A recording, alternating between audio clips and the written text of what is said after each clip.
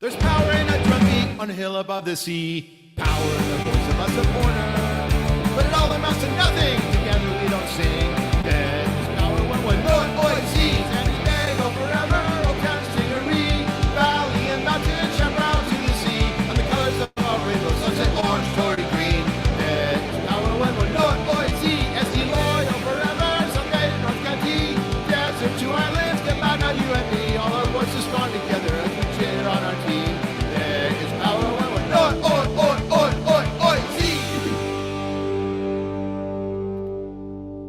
Welcome to the Loyal Locals podcast. I'm your host, Andrew Dyer.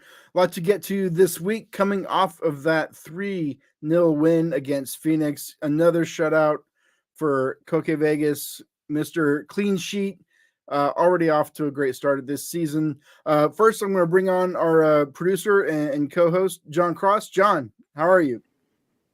I'm doing very well, thank you. Such a great victory we had last Sunday. I know. I don't think anybody's going to score on us all year. I mean, if trends hold, we should be good. We do have absolutely right. And we do have a guest this week, Eric Wilke. Eric, how are you, sir? I'm doing well. So glad to be on with you guys. It's a great win for us on Sunday. Quick react. We're going to get into this later. In just a few words, how do you feel about beating Phoenix Rising this week? I fucking love beating Phoenix. I hate them with a passion. Used to be really excited for the rivalry, but it just isn't much of a rivalry anymore. We've beaten them the last 3 times we played them, 3-0 twice. It's just, we need to have them step their game up a little bit, make it a little more exciting for us. They show up with 12 fans and, we just walk all over them. But, it's a shame. I thought they had a supporter section, but I guess not. I guess they don't.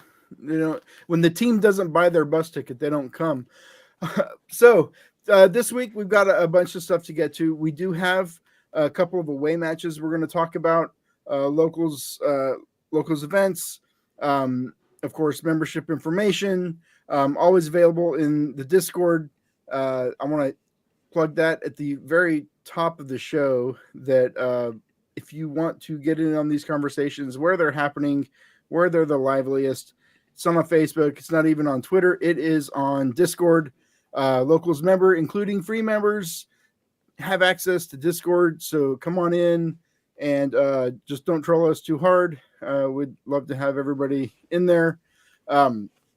We do have like I said, these 2 away matches coming up. We're going to have information on that. We also have some honors this week for local players from the Mother League USL. We'll talk about that. But first, I think we would like to talk a little bit about this Phoenix game. Now, I am not super equipped to talk about tactics and the gameplay. I mean, I think scoring more goals than them is good. But we do have a 4th guest, a very special guest. He hosts his own podcast on the Bum TV network. We have Dylan. Dylan, hey, what's up? Hey, how's it going, guys? Good to be here. So first, okay, we're going to talk about this game, but what's up with your podcast, man? Tell us about that. Yeah, so we actually, Max and I just were recording tonight. We are talking about Sacramento coming up. Going to be a good game, I think. Sacramento, I think, will finish in the top 3 in the West, so should be a big test for Loyal coming up. We focused mostly on Sacramento, didn't talk too much about the Phoenix game since we're playing them next week again. We figured it wouldn't make much sense to try and do like another preview show like we did last week. So I think we're going to try and hold off on talking about that this week and then try really diving in on the game next week as a preview for the following game against Phoenix. So stay tuned for that. But yeah, I think we're hoping to have it out tomorrow, maybe Thursday early. But yeah, we're excited. We're really in a groove and we're feeling good about it. So this is a show. You're a member of the Locals. You're a supporter. You're in the supporter section, and your podcast is with the supporter kind of network. But you're solely focused on tactics, gameplay, the by the numbers, what you see on the field, right?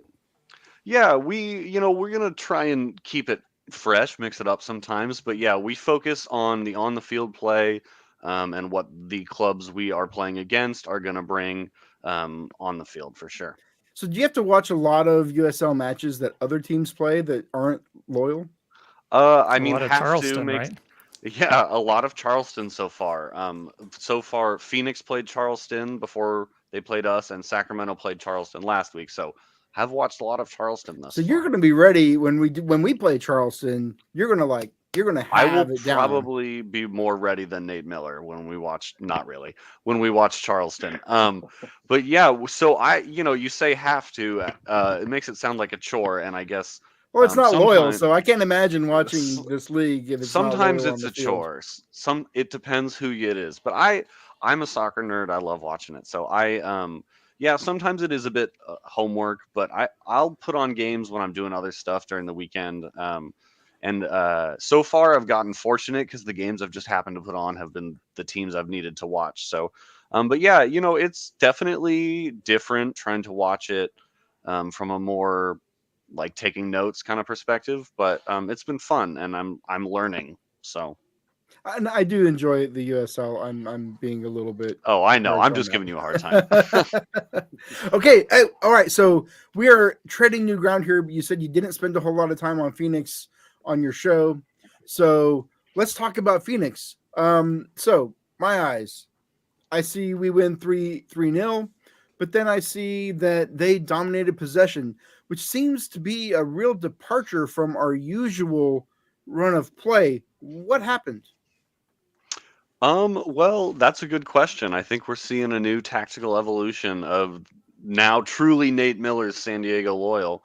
I think the world has kind of, it ebbs and flows between tactical styles, the way the world likes to play football. But I think we've kind of fully ebbed away from the tiki-taka, everybody wants possession style. And that's not to say possession is worth nothing, but I think we know now that you don't need to have the ball all the time to win a game. And we even had less shots, I think, than Phoenix, but we scored 3 goals and they didn't score any. So all's well that ends well, right? That's 3 goals on I feel 7 like we shots, definitely if I had the. remember. Sorry, John. How many, I John?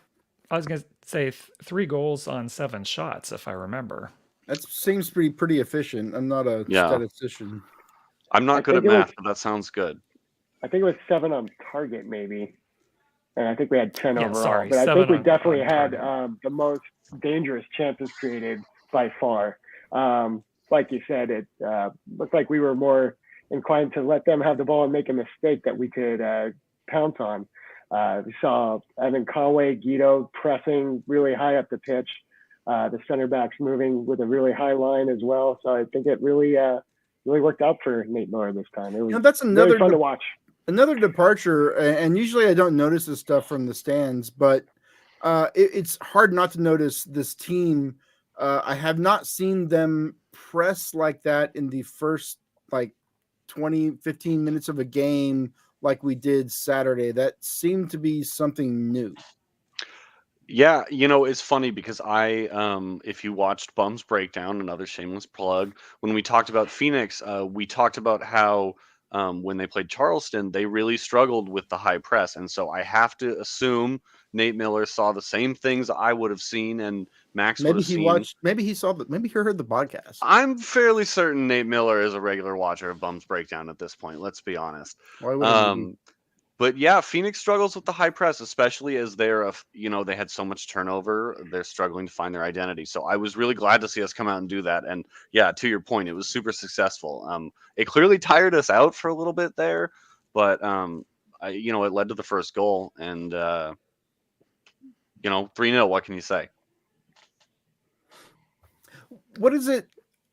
I want to talk a little bit, and I know John is probably looking at me, but I do want to talk a little bit more about this second goal.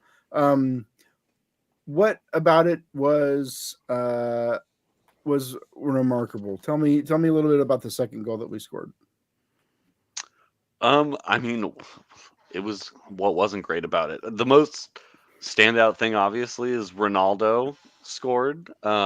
Our very own Ronaldo Damas, I think 10, 11 minutes into his debut, scored an absolutely banger of a goal from outside the box and gave the stadium the chance to do our first Ronaldo celebration with him, which you can hear in the replay of the goal if you listen closely. That goal was nominated, by the way, for Goal of the Week by USL. If you have the USL app on your device, or if you go to their website and give them your email address, you can vote for Goal of the Week. And he is one of, I think, 4 nominees for Goal of the Week. Clearly the best Goal of the Week. So hopefully our faith in democracy holds and he wins that. I think we would be remiss to overlook Collier, who set that up with a brilliant run, drawing in the Phoenix defense, laying it off perfectly for Ronaldo to then go ahead and just place it perfectly in the back post on the ground, away from the goalkeeper. It was just a thing of beauty. Elliot Collier had a great showing. Yeah, sorry, I agree. I think one thing that this game showed, and we didn't get it last week because, well, for one, Ronaldo was not yet on the field, and to Alejandro Guido, who no, it was Charlie Adams that set up the first goal. My bad, but we didn't have our attacking midfielder. We did not have one of our center backs, and we didn't have our new signing, the striker. So I feel like this match was really a showcase, I hope, of what's to come from this attack. And I think that when you look at last year and the season before, some of the issues that we had in that final third, it's almost surgical. They got the personnel to directly address some of the challenges we had. Yeah, and I think especially you consider one of the new challenges we were presented with, replacing Kyle Vassell, arguably the best goal scorer we've had as a club. I think they did a really good job. Ronaldo Damas offers a very similar but different kind of attacking vertical threat. And we're going to see a lot of long balls over the top that you would normally think, okay, that's just a turnover, that turn into something. And I'm super, super juiced about it, honestly. I feel like there are some people, and I don't know if they're in the chat right now or not, but some people are going to be very excited. The prospect of more through balls. This has been a drumbeat of criticism from the loyal faithful for more through balls. So the first goal, that was a through ball from Charlie Adams. The second one was a layoff, and the third one, this was another new old player, I guess, Blake Bodley, coming over from Portland Timbers. He spent time with Loyal. Was it in 2021 or 2020? When was he here? 2021. 2021 for about 2 or 3 games. I think it was right before the playoffs. Yeah. And just he was great for us then, and looking forward to seeing him bring that same kind of explosiveness on the wing there. So yeah, a really good game, I thought. I think anytime anybody from your back line gets a goal, we saw it last week with Simba getting a goal, and then this week with Bodley coming up from that left back position and attacking, it really bodes well for your attack as a whole, because not only are you dangerous, in your forwards, but your back line come up and cause trouble. I thought that goal also, just to that point about Bodley having a good showing, I thought it really well encapsulated just kind of what was so great about his performance. And he alluded to it in his post-game interview where he said, I saw Elliot making the run and I just decided to bomb up the field and get up there. Even in the 90 plus whatever minute, his engine was still chugging and he was going, making the runs for the team. That's what you love to see. That's right. He started. Wing back. I think he started the game. Some of us were a little surprised to see him on the starting lineup. And wow, he delivered in the 90th minute after starting. So I don't think we're going to have that conversation the next time he's on the sheet. Absolutely. All right, John, what do we have coming up next? What do we got to get to? Well, before we leave the game, just a couple things I'd like to mention. One, that Elliot Collier, I think we mentioned, but I can't remember, made the bench for the team of the week. Yes. For USL, but Koke Vegas made it as the starting goalkeeper. So shout out to him. He was also our man of the match for the locals down there. Had quite a celebration. He seemed quite happy. I think with he poured the beer. I think he opened the growler and poured it on himself. Yeah, he did a bit of beer pouring on his head as well. Yeah, but he was quite animated. I remember being in 109 after the first goal and him coming back towards the section and just really, hyping up the crowd and everything. It was it's good to see him animated and back there and interacting with everyone. The thing about Koke Vegas, I think, folks should know if they don't already. Coming from Spain, where it's a different relationship the fans have with their clubs, they're much more critical and can treat their players very harshly and can be very cold when you make mistakes. I think it was last year he was on with Darren and Jordan, talking a little bit about his experience with the support that he gets here in San Diego. And I think he talked about that LA Galaxy game that I think it was like a 5-0 loss. And the fact that the locals in 109, we kept going. We never left. They kept going until the end, cheering for him after the whistle blew. I think to us, it was just like, of course that's what we do. But to him, like, that really made an impact on him. And he mentioned it on that podcast, like how much it meant to him and how different it was from what he'd experienced before. So like, Koke Vegas has a real and genuine appreciation, I think, for the fans and for how he's been received in San Diego. So to see him get these clean sheets and his enthusiasm and his excitement when he interacts with the fans, like, that's totally genuine, because he really feels that from the section. And I'd like to ask how. Oh, sorry. Go ahead. Go ahead, Dylan. Well, I just wanted to say too, speaking of that LA game, when I don't even remember which goal LA scored, but Preston Judd scored one and was like giving it to the fans, and Koke got up in his face and was, like telling him to, screw off. And like, for me, I already loved Koke, but that was when I was like, okay, you get it. Like, you're one of us. And he gets it. That's all I'm trying to say. So I was wondering, for a Sunday match, which typically we don't get a ton of fans for historically, towards the end of last year, as we were doing well, we did better on our Sunday matches. So for our first Sunday match, what did you guys think of the crowd and specifically 109? Well, I thought the crowd looked pretty decent for a Sunday match. Definitely better than the beginning of last season. And 109 was, I thought, in very good form. Everything that I've heard from other people who sit outside of this section said that it was an impressive showing by 109 as well. So I think the fact that we had our rivals, I said that in quotation, like air quotes if you can't see me, because as I said earlier, it's not really a rivalry anymore. But I think Phoenix being there had a lot to do with it. Everybody in the section was out for it. We wanted to make sure they heard us. We wanted to make sure and push the boys on to the victory. But I think it was a good showing on both ends. And plus, the weather wasn't ideal. I mean, it was drizzling, I think, more or less throughout the game.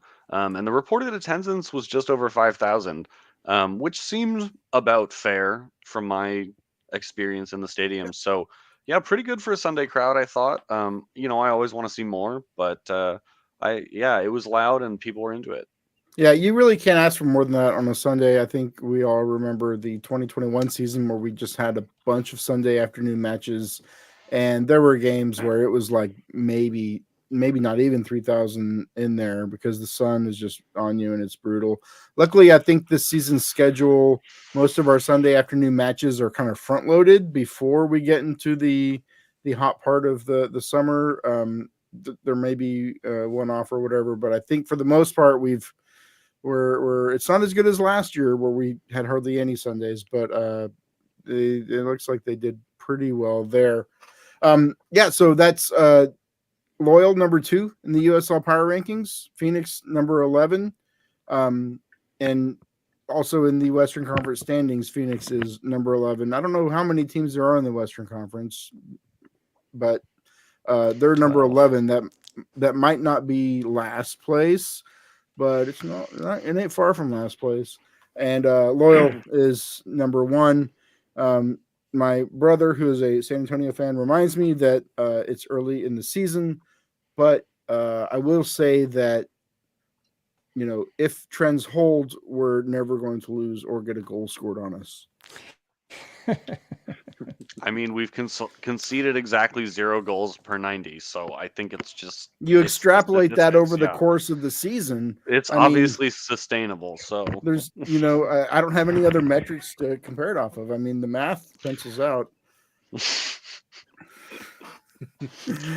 All right. Well, I'm gonna move us on a little bit from our game here and bring up something that one of our locals members has done. Paul Naku. He had posted this online or in Discord maybe, but he is putting together a little stadium things with Legos. So I'm gonna kind of scroll through this image we have here. I've blown it up so you can see the players a little better. So what do you guys think of this, Cameron Riley? So if you're listening on a podcast and not watching us on YouTube, what we're looking at is pictures of players with their Lego man counterparts.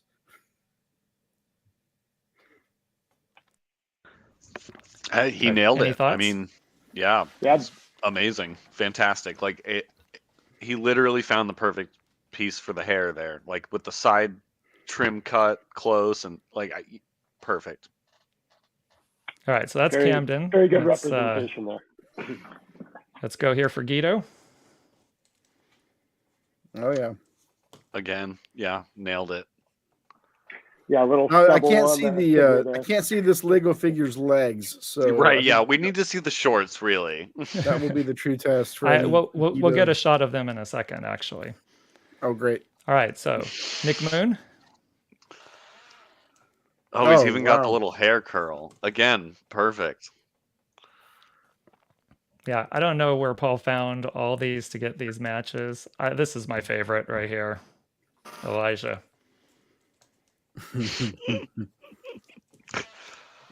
So you've got representation.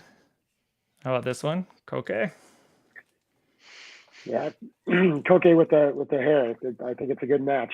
Again, well done. I like Paul. how he's kind of done the hand positions similar as well here, just to kind of sell the image.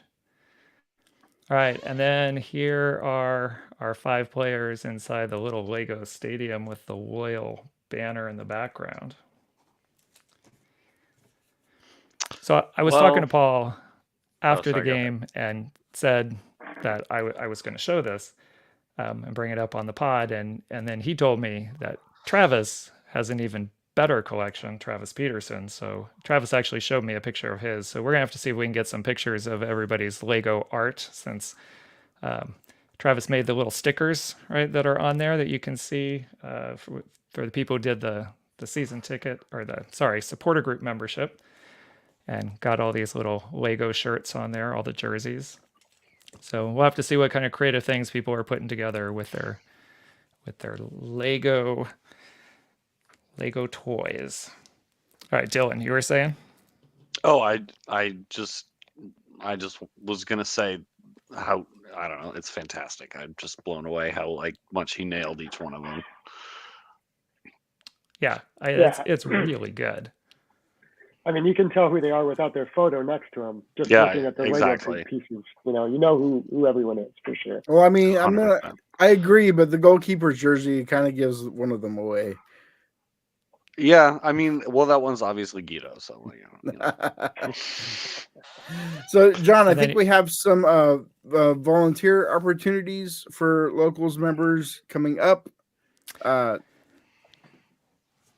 do you know about the 1886 initiative? Well, we had an email went out to members, and it was posted in Discord for 2 opportunities. One of those is full already.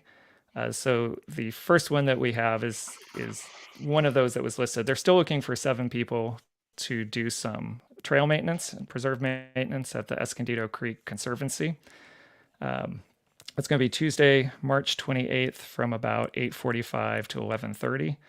Again, contact the club directly for that if you want to help out. This is not a locals event. This is a SD Loyal event in the community. So that was the first one. Again, we have more information about that in Discord as well and who to contact. But I did contact the club, and they are doing a second one here before the end of the month. And that's going to be with the Chicano Federation. They're going to be doing a house renovation at one of their affordable housing properties. There's going to be some painting, assembling of furniture, just some general cleanup, some planting of succulent garden and vegetable garden at the place. That's going to be on Friday, March 31st from 8 a.m. to noon. And they're looking for about 4 more people for that one.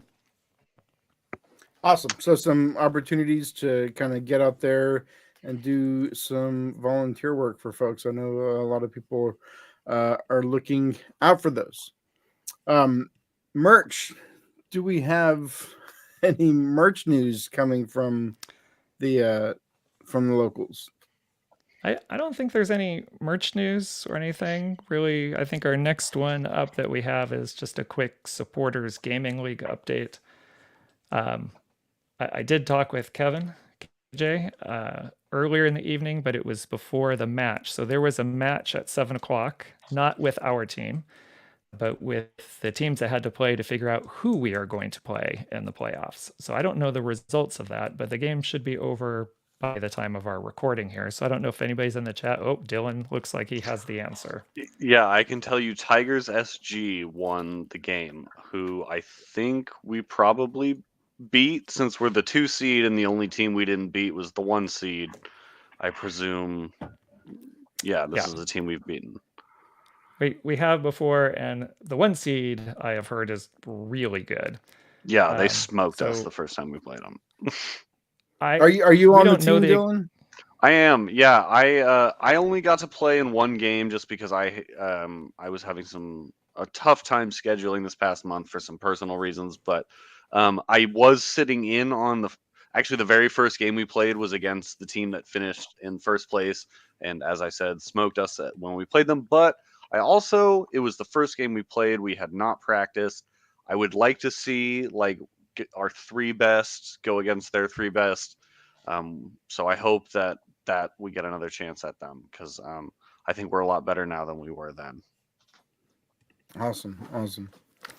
Kevin said the playoff game is likely going to be next Tuesday. But full information will be in Discord for anybody who might want to tune in and see how we do in our playoff match. Now, are the rosters locked? Could we bring in a ringer for the playoffs? How are the regulations in this league work? They are locked. We would have to do it on the DL, very bench warmers IM12 style. So, but you don't want to win that. We don't want to win that way, right? Well, no, we don't need that. We got it. Okay. I'm just saying. I'm just wondering if we had some kind of Rocket League savant to bring on at the last second. Away matches coming up. What's going on Saturday? Well, we got our match against John. Sacramento. We got some people going up there. Dylan, you were saying they're good. I don't believe you. Convince me. Well, they have had a little bit of turnover, but I would argue that their turnover has improved them in some key areas. They didn't score the most goals last year, and I still don't think they're going to be a high-flying team, but they're very they're very solid, though. They're hard to score against. If Loyals score 2 goals, I will be impressed. I think it will be less than 10 times this entire season that Sacramento concedes more than 1 goal. They're just a very solid team. I don't know if that convinces you, but that's my best argument. I'm going to tell you right now, I'm not convinced. I feel like we haven't allowed a goal all season. We're on track to not lose a game all season or concede a goal all season. So until that's true, and proven otherwise, that's kind of where I'm leaning. Because that's all I've seen. I can't go by the unknown. We might never drop points again. So. I don't deal in hypotheticals here, man. I can only weigh the evidence. in front of me. Okay, so there's not an organized locals excursion to Sacramento, right, John? Not organized, but there are some people who are going up there, and I would recommend if you have a last minute change of plans and want to head up to Sacramento to go catch that match, that check what's going on in the Discord and the conversations, and because every once in a while we do get someone make a last minute decision. Dylan, I know that's one you usually try to look to go to. Are you going this year to Sacramento?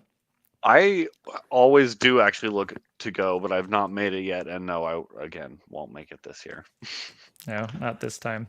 So once again, if you're looking, then check Discord and see. But probably the bigger match on the horizon that people are looking to go to. Is there and another it sounds match like coming up after that?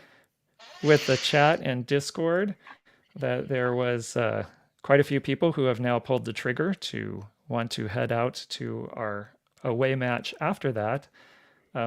Eric, where is that away match going to be after Sacramento? I believe it's at some airport in Arizona somewhere. I think it rhymes with Phoenix, something like that.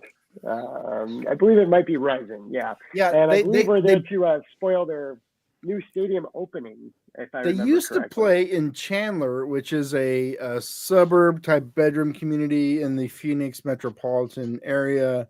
And now they decided to build another stadium. Actually, I think they took apart their old stadium, moved it, and rebuilt it at the airport. I'm pretty sure that is exactly what happened.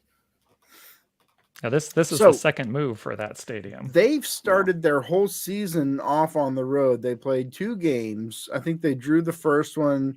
They lost the second one in a devastating, embarrassing, just humiliating manner last week here in San Diego. I don't know what they're doing this weekend. They're on the road again. And yeah, this will be their first home game of the season. I would expect that maybe a lot of people who live in Phoenix, who for one reason or another live there, and then for other reasons choose to go to this match. This would be the match to go to. Yeah, I went last year, and I had a wonderful time. It was an incredible game. The Guido Anger goal was scored, and I don't know. It's one of those rivalries. For me, it's a huge rivalry, and it's one of those games where like you could cut the tension with a knife. When I was there, without getting into too much detail, I'm fairly certain if I hadn't been in a large group of San Diego people, like I might have talked myself into some trouble with some of the Phoenix fans because like they were amped up. I was amped up. It was a great game. I am not going to make it this year, but anyone who goes, it's a must make trip for loyal fans. If you can do it, I highly recommend. Yeah, this will be my first time going to Phoenix, 1 by choice, and 2 to watch a game of the Loyal play the rising Phoenixes of Chandler, formerly of Chandler, now of PDX, the airport there. I feel like it's going to be interesting because these 2 games are happening so close together. Like, what will the adjustments be? Are we going to come out like pressing them like we did Saturday or Sunday? Are we going to try something different? I think in this sport, unlike other sports, or even more so than other sports, there's a lot more secrecy around lineups, tactics, formations. So I don't think we'll know until we get that roster, about an hour before kickoff. Yeah, it's always hard to say. Maybe we'll see Damas, though, score a goal again. That would be fun. It's always fun. Yeah, I mean, I would say 3-0 is the bar right now. So over under, John, over under 3 goals against Phoenix April 1st. I am going to take a more serious approach than maybe some of our other conversations, because this is the one game of the first 4 that I have the most concern over, because we did just beat them. and beat them. I thought they played well when they played against us. They had their opportunities. They didn't put them away. We put away ours. We've been on the other side of that coin where we've played well and didn't put away our opportunities and the other team did. I mean, that's the Oakland playoff match right there. So I think they're. Is there an atmospheric river in here right now, John? Because you're really raining on. Hashtag word of the year. It scares me a little bit. I would, for 3 goals, I would say under. I think they're going to be ready to play. All right, just Eric, 3 goals. I didn't ask me who's going to win though. I agree. I think it's going to be a much tighter game playing there at the airport. You know, being distracted by the incoming and outgoing flights. It's going to mess with our boys' heads a little bit. It's a very busy airport.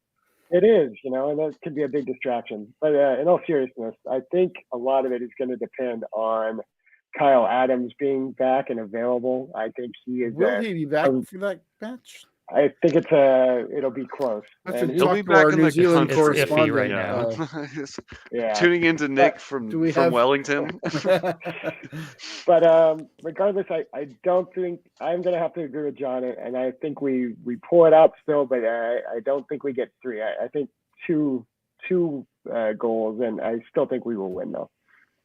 All right, Dylan, it's all come down to you, my friend. Over under 3 goals in Phoenix, April 1st.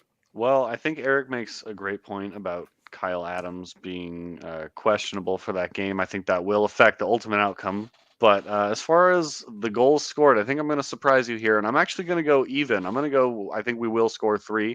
We did it last year. So let me start by saying that. We did score 2 the year before in that 2-2 draw. So we've shown we can score in Phoenix.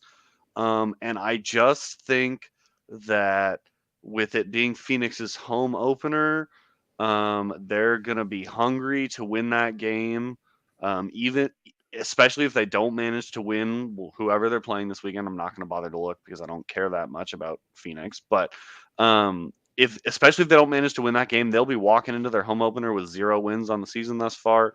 They're going to be hungry. It's going to be a wild, scrappy, wide open game, I think. And I think we have the players who will thrive in that environment. So I think we will score goals in Phoenix. I think the question is, can we keep them out? Okay, here's my question for you now. What minute of the game Sunday did Ronaldo come into the match? Was it about the 60th minute? That sounds about right. Yeah. Sounds about right. So he played 30 minutes. This guy's averaging a goal per 30, right? So if he starts, that's 3 goals. That's a hat trick right there. That's 3 goals conservatively. Let's be honest. That's a hat trick. So Damas hat trick, right? And then I feel like, surprise, surprise, I'm taking the over. I think this is going to be. We're going to LA Galaxy to them. We're going to win 5-0. Yikes! Let's not make that a thing that we say though. Yeah, let's not call it that. Simba comes in for Kyle, who's in New Zealand. Boom, that's a goal because he's averaging a goal a game. All right, so we're really sticking to the math tonight. I'm a serious sports analyst here, Dylan. All right, John, what do we need to move on to? Okay, I think maybe we'll shift back to our game that's actually happening this week against Sacramento. Just some quick watch party information for those who are looking to maybe get together with other locals to watch the match rather than just watch at home. If you are watching at home, you got ESPN and ESPN Plus, sorry. And locally, I'd have to look. I don't know if it's the CW again or not, but there is a channel that's broadcast locally on if you're not watching it on ESPN Plus. But for watch parties in the South Bay, Cabarros will be the place to go to. They have 20% off food and drinks if you show your scarf chain, your 2023 scarf chain. So if you do that, you can get a discount at Cabarros. If you're North County Coastal, we're going to be at a new place for this year, which is, I'm trying to make sure I get it right, Northern Pine Brewing in Oceanside. So we'll see how that place works out for our people in North County, especially North County Coastal. And if you're more central, Fair Play is going to be the place to be. And I believe, if anybody else knows the correct information, please share. But I believe that's where the SD Loyal are doing their official watch party this week as well. I would like to say, though, if you're North County Inland or East County, if you know of a good place to watch a match and maybe could help facilitate something with us where we could get another watch party place in those areas as well, so we can kind of hit all areas of the county, would be helpful. But otherwise, Caburro's in the South Bay, Northern Pine Brewing in Oceanside if you're North County Coastal, or Fair Play in North Park. Those are your three kind of official locals watch party places for this match. I'm gonna jump in and put my thumb on the scale just a little bit, because if you are anywhere like south of the 8, even in the vicinity of Mission Valley, Caburro's in National City has been really awesome. They are not crowded. You're not going to have like the crowd you're going to get, the kind of casual crowd you might get like at some of these other more popular locations.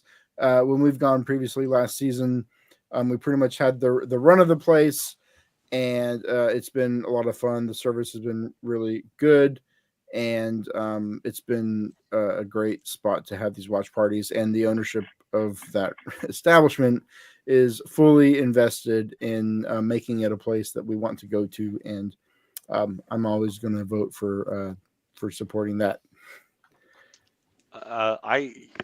Kibaros, I seconded.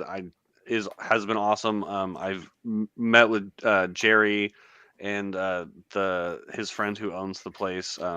His name is escaping me right now. I'm sorry, but he's a great Juan. That's right. He's a great guy. It's an awesome spot. The food's fantastic. I also want to say too, though, that I think, as John mentioned, SD Loyal are planning something at Fair Play this week.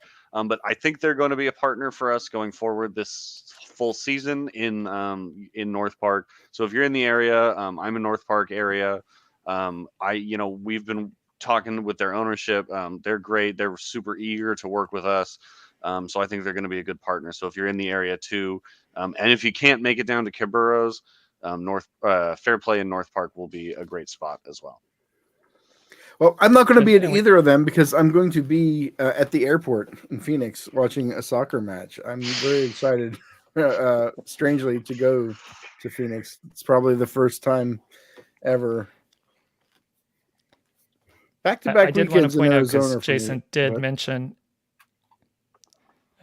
did mention in the chat that Fox 5 is the local television coverage for this week for the Sacramento match. And no matter what, one last thing, sorry. No matter which watch party you're going to, bring your scarf chain. That's the key to any discounts you might be getting. So always have that on you. I added it to my keychain just yesterday. All right, Dylan. Now that you're talking, I want to ask you a little bit more about Bum's Breakdown. Sure. You said you just recorded an episode. When do they come out? So we're shooting to have them out Wednesdays, I think, most weeks, but you might have to be patient with us some weeks and wait till Thursday mornings. It kind of just depends on the editing time and when we can record them. I think we usually try and record them Mondays, but with the game being on Sunday this past week, we needed time to catch up on, our notes and get ready to do our show. So Wednesdays, I think, is usually going to be our goal. Hopefully Wednesday night tomorrow we'll have this week's episode. But yeah, Wednesday night, Thursday morning, I think, is usually a pretty safe bet.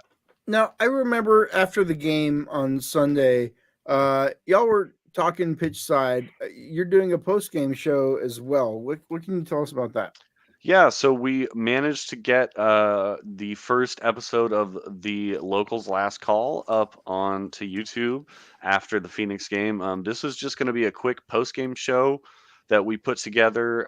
We have a few ideas of how we might kind of expand it, but this first episode was, I think, just 5 or 6 minutes. Although, to be honest with you, it felt a lot longer when we recorded it. But anyway, yeah, so we'll just quickly go over some, quick impressions from in the stadium in 109, how we felt about the game, how the atmosphere was, what to look forward to that upcoming week in, the Locals Bum TV sphere. It's really just meant to be kind of a quick post game, quickly posted afterwards, hopefully same day kind of thing. So if you're still juiced on the game, like I always am afterwards, you just have something to dive into and get your brain flowing. Awesome. So, we're going to be sticking around after this podcast. We have a second podcast, the Lounge.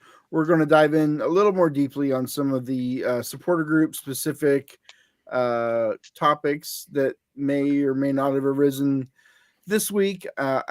Just to tease it a little bit, there was some banter on social media. I wasn't watching too closely, but I guess some of the Phoenix fans weren't very happy with the reception they received in Torero Stadium.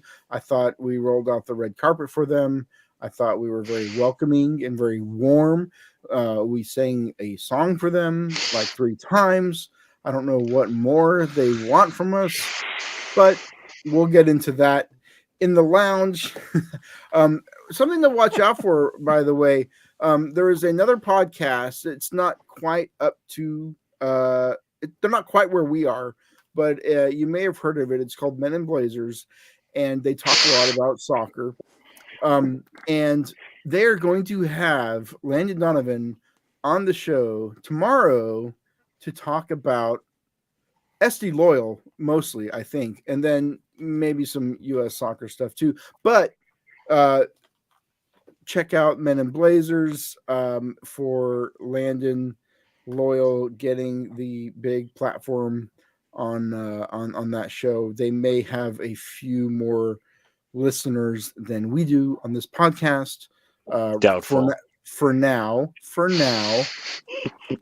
But it's great to see the club get exposure like that. I think Roger's a great interviewer. He's a great personality in this kind of field, and I'm looking forward to listening to that.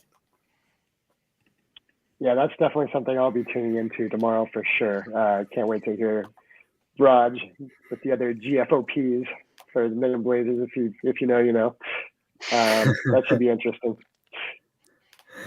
All right. So before we wrap this up, Jason is clamoring for MLS talk. We can definitely get to that in the Lounge. I think John would kick me off of this show if I started talking MLS in the death throes of this episode. If you're listening to this on a podcast feed later, the Lounge show is also available in the same feed you found this one. So just click on that one and listen to that next. So first, Dylan, thanks so much for joining us. Thanks for sticking around for the Lounge.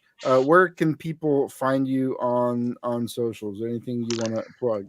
Yeah, the best place to find me is on Twitter at DWIL94.